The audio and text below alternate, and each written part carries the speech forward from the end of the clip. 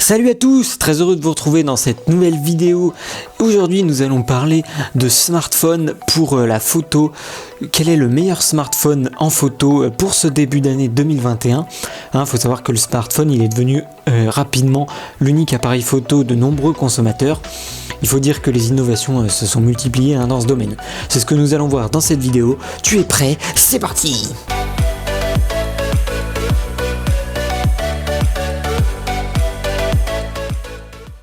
L'équipement photographique figure parmi les critères de choix de conditionnement l'achat d'un nouveau téléphone portable. Souvent, on va voir du coup la sélection des meilleurs smartphones pour la photo à acheter en ce début d'année 2021. On commence avec le premier smartphone, l'inconditionnel iPhone 12 Pro Max, le meilleur smartphone iOS pour prendre des photos.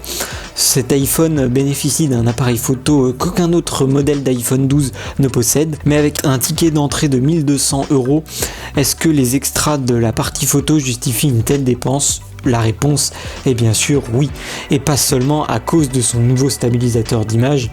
Si vous voulez un plus grand écran jamais vu sur un iPhone, le 12 Pro Max en vaut la peine. Si vous tenez aussi à avoir une meilleure autonomie de tous les iPhone 12, cet iPhone est un choix bien évident. Et si vous voulez obtenir la meilleure qualité d'image possible pour vos photos et en vidéo, là encore, il n'y a pas de question à se poser.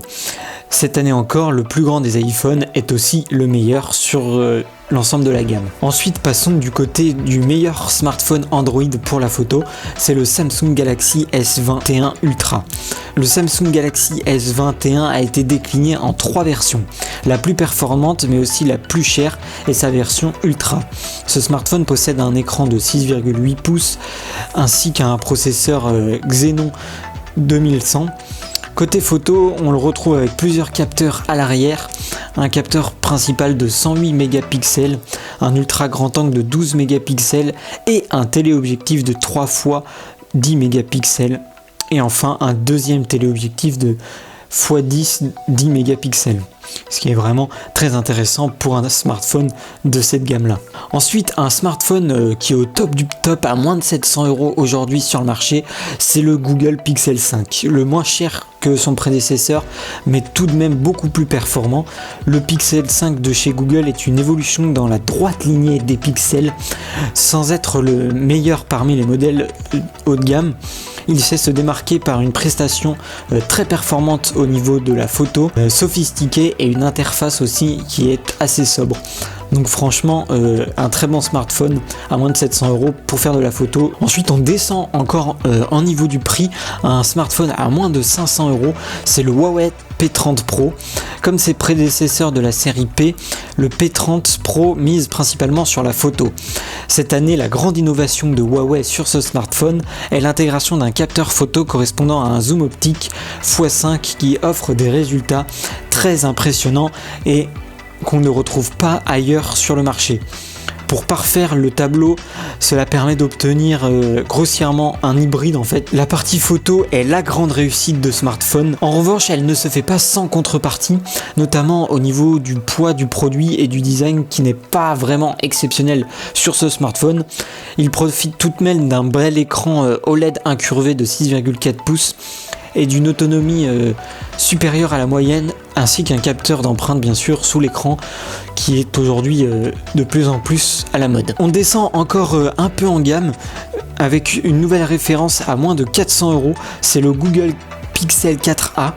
Avec son unique capteur photo, le Google Pixel 4a impressionne de jour comme de nuit, mais contrairement à son prédécesseur, il ne néglige pas les autres éléments de sa fiche technique. Outre son excellence partie photo, le 4a affiche de belles performances, une solide autonomie et un très bon écran et un design moderne bien sûr. Enfin, l'avant-dernier smartphone qui est aussi très intéressant au niveau de la photo, c'est le Huawei Nova 5T, un smartphone à moins de 300 € aujourd'hui sur le marché. Bon, il y a certes un embargo imposé par l'administration Trump dont Huawei a réagi en proposant de nouveaux smartphones issus de la gamme Nova qui intègrent les services Google. Il s'agit en l'occurrence du Nova 5T qui n'est autre qu'un Honor 20 en fait renommé pour l'occasion. Enfin, pour terminer cette vidéo, le meilleur rapport qualité-prix à moins de 250 €, c'est le Xiaomi Redmi Note 9 Pro qui maîtrise de bout en bout sa proposition sur le marché de l'entrée de gamme. Ce smartphone brille par son design à la fois soigné et original, son autonomie record et son système de recharge rapide, mais là où il est fort, c'est sa partie photo qui s'est nettement améliorée depuis sa dernière itération de la firme chinoise. Si vous n'avez pas trop de budget, mais que vous voulez un smartphone qui fait de belles photos, le Xiaomi Redmi Note 9 Pro est vraiment très intéressant. Je vous mettrai bien sûr différents liens dans la description que vous pourrez aller voir. Comme vous l'avez pu le remarquer, en l'espace de quelques années, les smartphones sont parvenus à devenir l'unique appareil photo d'un certain nombre de consommateurs aujourd'hui sur le marché. Alors qu'il y a une uniformisation un peu du segment smartphone n'a jamais été aussi probante, avec des machines adoptant le même format, assez mono-tactile, voire les mêmes spécificités techniques un peu partout. Les fabricants entendent toujours se différencier en revendiquant les meilleures aptitudes pour leurs capteurs photo aujourd'hui. À coup de partenariat avec des vénérables fabricants d'optiques, d'ouverture ultra-lumineuse, de double voire triple capteurs stabilisés, ou naturellement via la course aux pixels, aux capteurs encore plus gros, ou le traitement d'image encore plus important via intelligence artificielle par exemple. Cette concurrence a stimulé le segment des photophones en fait sur le marché aujourd'hui. J'espère que cette vidéo vous aura plu. N'hésitez pas à me dire ce que vous en avez pensé dans les commentaires, ça me ferait extrêmement plaisir. N'hésitez pas aussi à mettre un gros pouce bleu, c'est toujours appréciable, ça montre que vous aimez le travail que je vous propose. D'ici la prochaine vidéo, portez-vous bien, prenez soin de vous et surtout n'hésitez pas à me suivre sur les réseaux sociaux, c'est très important. Ciao ciao tout le monde. Wouh!